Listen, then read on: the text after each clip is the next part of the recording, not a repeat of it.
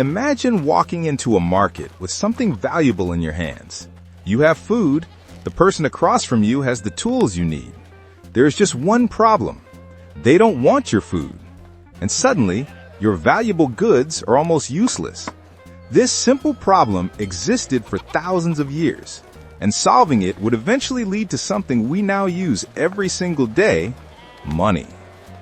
Let's start with the problem that made money necessary in the first place. Long before coins, banknotes, or digital payments existed, people still needed things they couldn't produce themselves. A farmer might have grain, but need a tool. A hunter might have meat, but need clothing. A craftsman might have tools, but need food. The obvious answer was to trade. But there was a problem. For a trade to work, both people had to want what the other person had. If you had grain and wanted a tool, the person with the tool had to want grain. If they wanted meat instead, your grain wasn't enough. You could have something valuable and still be unable to get what you needed. Now let's look at the first solution humans turned to: barter. Barter was simple. You give me something I want, and I give you something you want. It worked surprisingly well when people knew each other and had relatively simple needs. But as communities became larger and trade became more complicated, the limitations became harder to ignore. Imagine trying to trade with dozens of people in a busy marketplace. You would constantly have to find someone who wanted exactly what you had, while also possessing exactly what you needed. And there was another problem. How many chickens were equal to one goat? How much grain was worth a tool? Without a common way to measure value, every trade required its own negotiation. Humans needed something more flexible. But barter created another problem, and this is where things get interesting. People began using certain goods because they were widely accepted, easy to recognize, or difficult to obtain. In different societies, these could include livestock, grain, salt, shells, beads, metals, and other objects. These things weren't necessarily money in the modern sense, but they performed an important function. People could accept them even when they didn't immediately need them because they knew someone else might accept them later. That changed the entire idea of trade.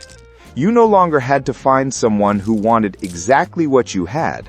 You could first exchange your goods for something other people valued, then use that item to obtain what you actually wanted.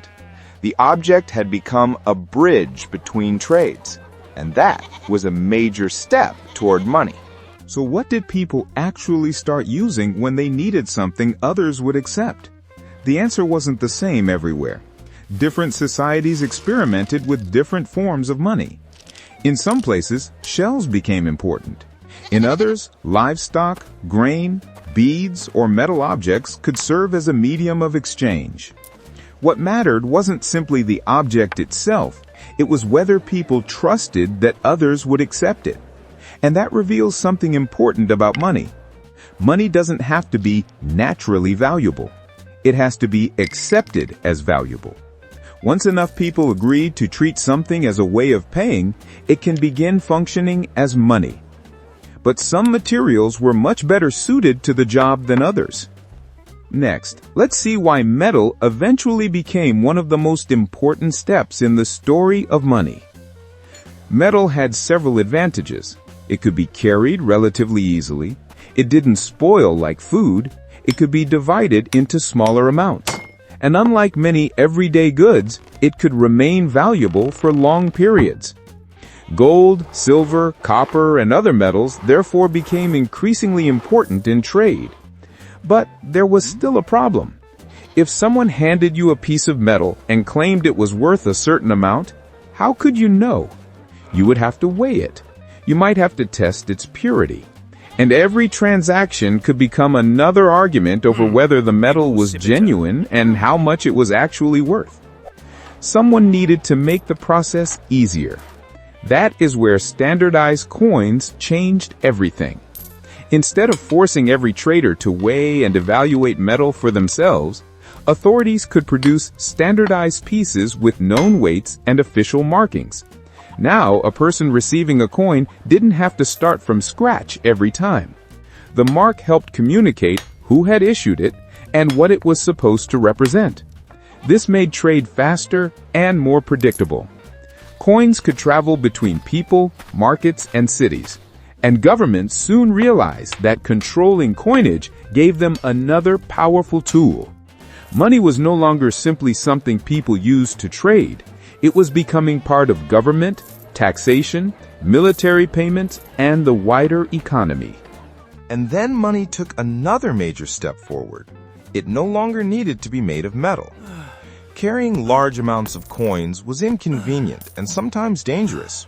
So people developed ways of representing money without physically carrying all of it. Paper notes could represent value. Banks could hold money on someone's behalf and record what they owned.